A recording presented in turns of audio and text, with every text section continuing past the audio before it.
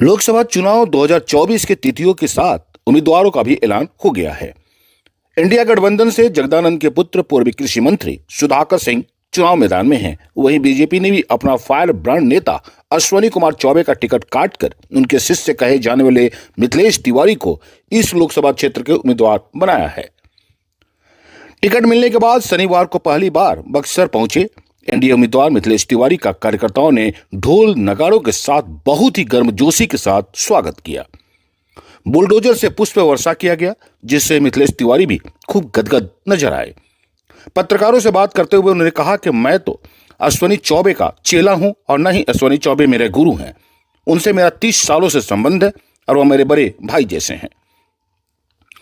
भोजपुर जिला की सीमा पार कर बक्सर में प्रवेश करने के साथ ही बीजेपी प्रत्याशी ने ब्रह्मपुर स्थित बाबा परमेश्वरनाथ के मंदिर में पूजा अर्चना किया। उसके बाद रोड शो करते हुए बक्सर पहुंचे। इस दौरान रास्ते में कार्यकर्ताओं ने बहुत गर्मजोशी के साथ उनका स्वागत किया और बुलडोजर से भी पुष्प वर्षा किया गया। कार्यकर्ताओं का जोश देखकर मिथिलेश तिवारी भी गदगद दिखे। उन्होंने कहा कि इस तरह का स्वागत उनकी जीवन में पहली बार हो रहा है। शहर के स्थानीय मैरिज हॉल में एनडीए नेताओं के साथ पहुंचे बीजेपी बक्सर लोकसभा प्रत्याशी ने पत्रकारों के सवालों का जवाब देते हुए कहा कि हर चुनौती को पार करते हुए अप्रत्याशित वोटों से जीत हासिल करूंगा। सांसद अश्वनी चौबे के द्वारा जो कार्य अधूरे छोड़े गए हैं उनका पूरा करूंगा। बक्सर के वाराणसी की तरह विकसित किया जाएगा, क्योंकि बक्सर मेरे कण कण में बसा है।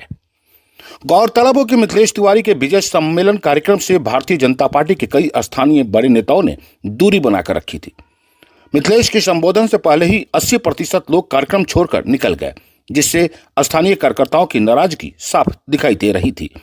जिस पर सफाई देते हुए बीजेपी प्रत्याशी ने कहा कि जो लोग किसी कारणवश आज नहीं आए वो आगे के कार्यक्रम में जरूर आएंगे। क्या है मिथिलेश जी बक्सर में? आप पधारे पहुंचे हैं बक्सर में, सम्मान के साथ बड़ी चुनौतियां भी सामने आ रही हैं। कोई चुनौती नहीं है और चुनौती तो होती ही है चुनाव, लेकिन हर चुनौती को पार करने का नाम ही भाजपा का कार्यकर्ता होगा। आपने देखा होगा जब मोदी जी 2014 में इस देश में प्रधानमंत्री के कैंडिडेट हुए तो उनके सामने बहुत बड़ी चुनौती थी, और आज सारी चुनौती को खत्म करके मोदी जी आज विश्व के सबसे लोकप्रिय नेता हो। मैं मोदी जी का सिपाही हूँ और आज बक्सर में आया हूँ। आज यहाँ के कार्यकर्ताओं ने और यहाँ की जनता ने ऐसा अद्भुत स्वागत किया है जिसकी कल्पना मैंने नहीं की। और आज का यह जो स्वागत है, आज जो आगाज हुआ है यहाँ, इसका अंजाम भी आप देखिएगा बहुत बड़ा होगा। और हमारे पार्टी के कार्यकर्ता यहाँ, एनडीए के कार्यकर्ता, बीजेपी के कार्यकर्ता अभी तो 2 लाख और 3 लाख की बात कर रहे हैं कि हम लोग 2 लाख 3 लाख से जीतेंगे, लेकिन आप देखेंगे यहाँ का परिणाम अप्रत्याशित होगा। जो मैंने आज देखा है, महागठबंधन चारों खाने चित होगा और भारतीय जनता पार्टी एक बड़े बहुमत से इस बार जीतेगी। बक्सर की बीजेपी कई गुटों में बटी हुई है। कहा यह जा रहा है कि आपने अपने गुरु को पटकनी देकर के आए हैं, जिससे कुछ लोग नाराज हैं। नहीं, ऐसा नहीं है। अश्वनी चौबे जी हमारे बड़े भाई हैं। न मैं उनका चेला हूँ न वो मेरे गुरु हैं, वो मेरे बड़े भाई हैं और हमारा और उनका 30 सालों का संबंध है। भारतीय जनता पार्टी में हमेशा पीढ़ी परिवर्तन होते रहते हैं। आदरणीय लालमुनि चौबे जी को यहाँ मौका मिला था, उसके बाद आदरणीय अश्वनी चौबे जी को मौका मिला, आज पार्टी ने मुझे मौका दिया। तो मुझे लगता है कि इसमें इस प्रकार की बात करना भी नहीं चाहिए। चौबे जी, आदरणीय लालमुनि चौबे जी का स्वर्ग से भी हमको आशीर्वाद मिल रहा है, जिनके बेटे भी हमारे साथ यहाँ खड़े हैं, और आदरणीय अश्वनी चौबे जी का दिल से हमको आशीर्वाद।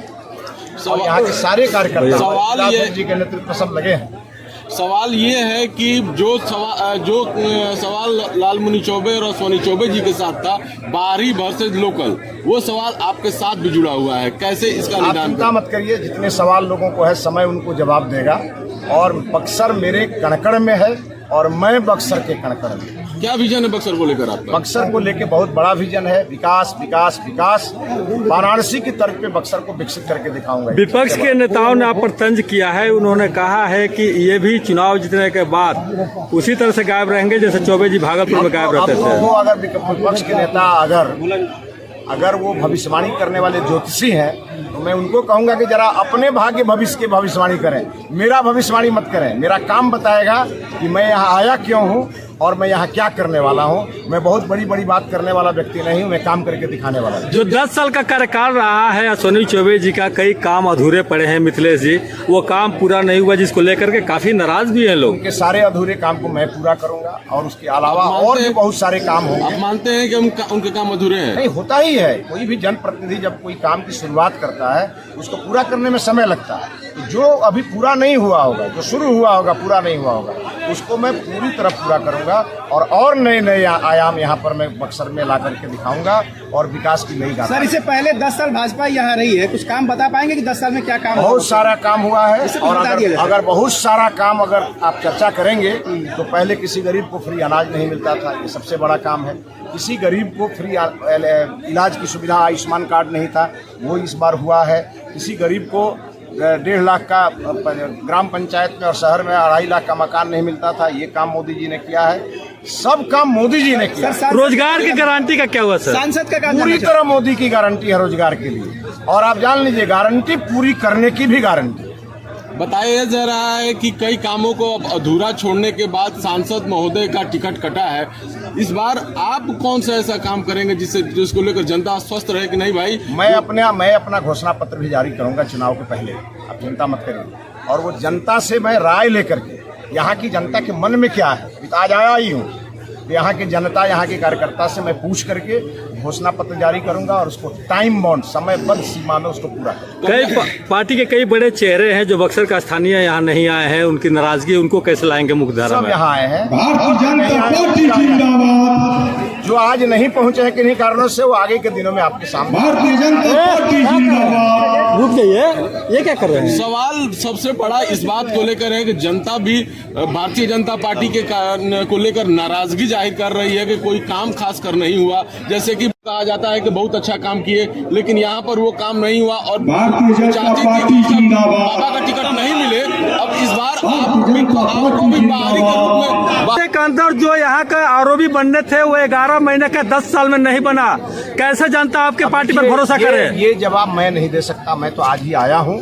मैं एक बात का आश्वासन आपको जरूर दूंगा, जो अधूरे काम है उसको मैं पूरा करूंगा और बहुत बड़ा बड़ा काम मैं बक्सर में करूंगा। किसान 2 महीने से अधिक समय से लगातार धरने पर हैं, उन पर लाठियां बरसाई जा रही है, जुल्म ढाया जा रहा है, उनके आंदोलन को समाप्त करने की तमाम कोशिश हो रही है, लेकिन भारतीय जनता पार्टी के एक भी प्रतिनिधि वहां नहीं जाते हैं। मैं जाऊंगा उन लोगों से बात करने और किसानों की समस्या का मैं समाधान करूंगा। ठीक है, चलिए। ये है एपी न्यूज नेटवर्क और आप देख रहे हैं आखिर प्रहरी, खबरों की पड़ताल तह तक।